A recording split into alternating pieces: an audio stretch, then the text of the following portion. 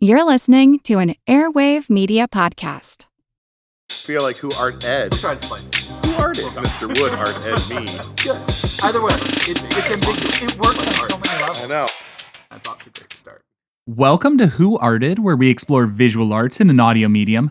I'm your host, Kyle Wood. Just a quick reminder, if you're listening on Amazon Music, you can see an image of the work I'm talking about on the episode-specific cover art. And of course, whatever platform you're listening on, Amazon Music, Spotify, please leave a rating or review. It really makes a big difference to help others discover the show. Now, this week we're going to be focusing on Han van Meegeren. It's probably not a name most of you know. There was nothing particularly special about Han van Meegeren in the early days. He grew up dreaming of being an artist, and much to his father's disappointment, he decided to go to art school. He attended the Royal Academy of Art in The Hague, and after graduation, he taught art as well as selling some of his own sketches. He actually started to get some attention for his sketches of plants and animals, but with more attention came more scrutiny. After his second solo exhibition, one critic said that Van Meegeren had, quote, every virtue except originality. Basically, it was technically strong, but it was boring and uninspired. Well, Van Meegeren could not handle that criticism. He quit painting. He just went off about, how modern art was terrible and all this other stuff. He moved to the south of France. It sounds like it was a pretty epic tantrum. But here's the thing. This wasn't the end of Han van Meegeren. This was just the beginning. This was the point where Van Meegeren broke bad. The late 1930s was a rough time in Europe. Nazis were on the rise, the museums began hiding their most treasured works, even shipping them off to safe locations. As all of these works were floating around in the art world, and many pieces were being hidden, Han van Meegeren emerged as an art dealer. Specifically, he talked about having some lost Vermeers.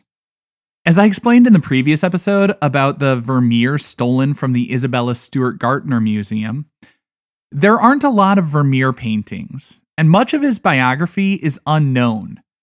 There are, however, some historians who believe that Vermeer studied under an artist who was heavily influenced by Caravaggio. Van Meegeren was celebrated for bringing the world the gift of these lost Caravaggio-influenced Vermeer paintings. The critics loved the paintings, and they loved Van Meegeren for discovering these lost works. He sold them for huge amounts, and over just a few years, he amassed a fortune of about $30 million in today's money. The thing is, Van Meegeren would sell to anyone with money, including the Nazis. Hermann Goering, Hitler's vice chancellor, was also an art lover. He particularly loved the Vermeer painting he got from Van Meegeren. So, in the 1940s, after the war, as they were looking at all of Goering's ill-gotten works, they started to investigate where did Goering get that Vermeer painting. And they couldn't find a lot about it, but they did trace it back to Van Meegeren. Now, whatever they expected to hear as his response when they came knocking asking why Van Meegeren was doing business with the Nazis, I guarantee they were surprised. Van Meegeren declared that he deserved not to be treated as a traitor for letting this great Dutch masterpiece fall into the hands of the Nazis. He said he should be celebrated as a hero.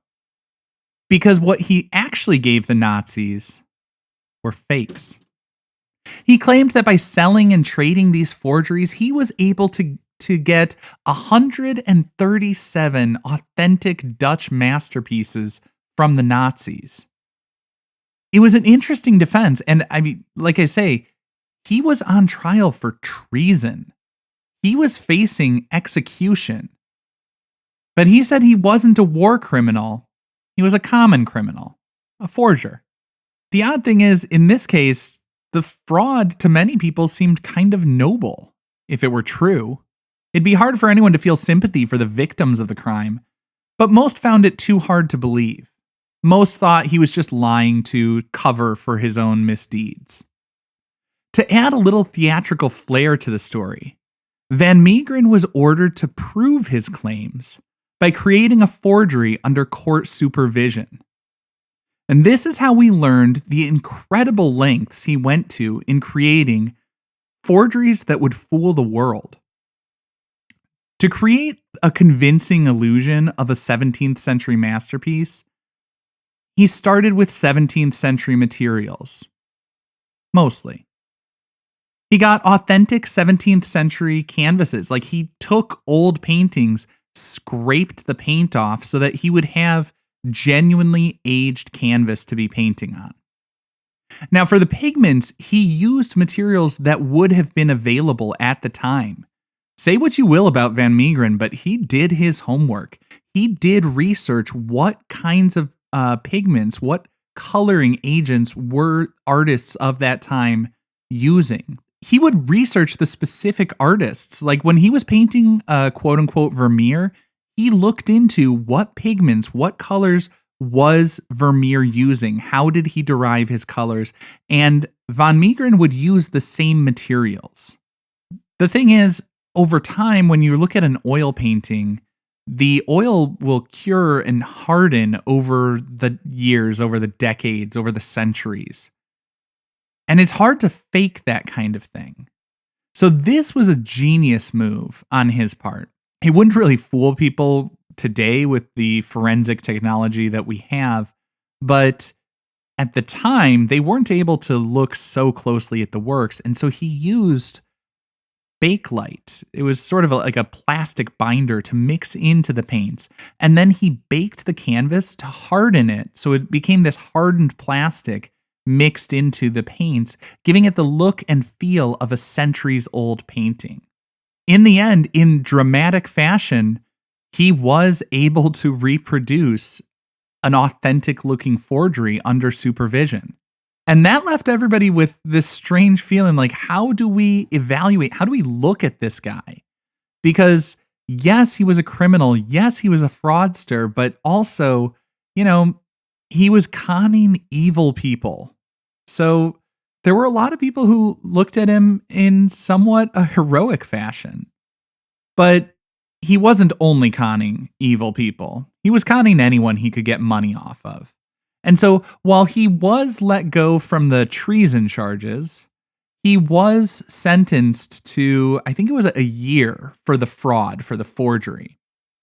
He never would serve that term. I think, had a heart attack and died before he even got to jail or shortly after he got to jail.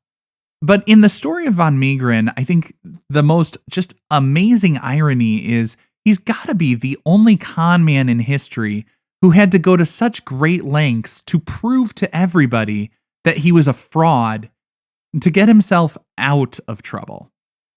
I think the other thing that's really interesting about the Van Meegeren story is what it tells us about what we're valuing in art.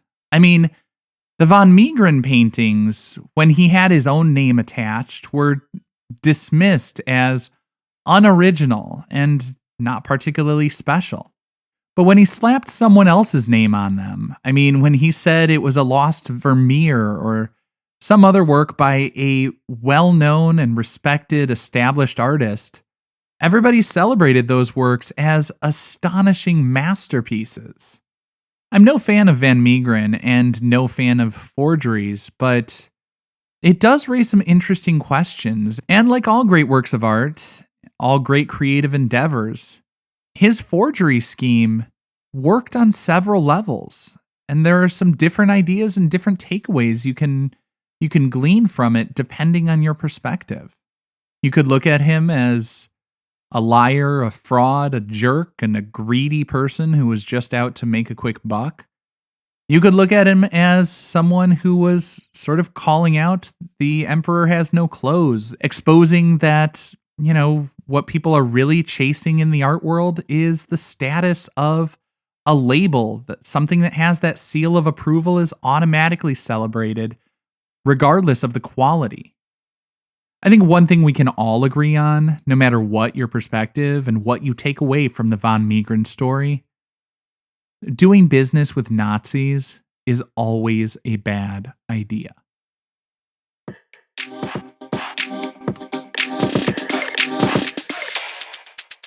Instead of a fan fact this week, I'm going to just take a minute or two to share a few wonderful reviews that I got from some people on Apple Podcasts.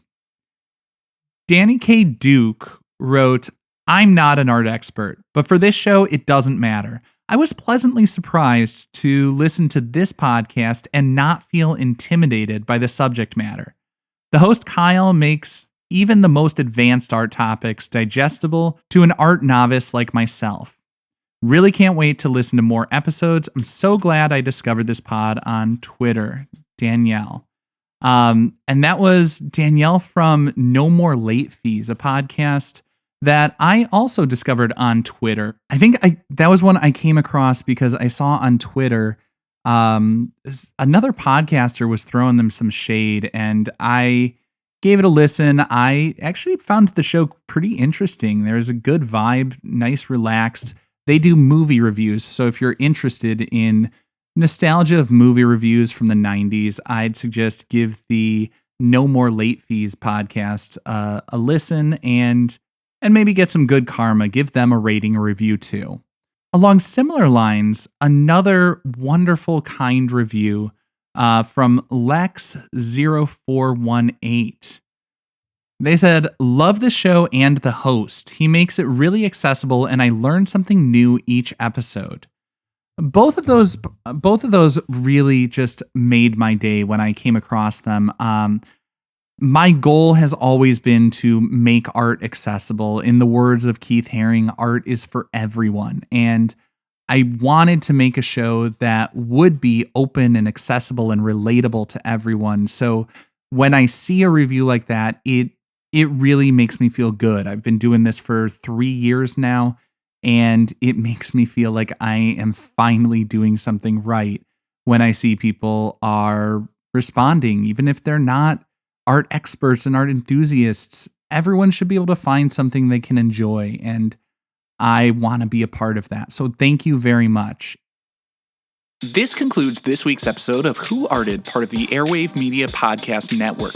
If you found this tolerable, please leave a rating or review on your favorite podcast app. You can find images of the work being discussed this week and every week on social media at Who Arted Podcast on Twitter, Instagram, and TikTok, and of course on the website whoartedpodcast.com. Podcast done.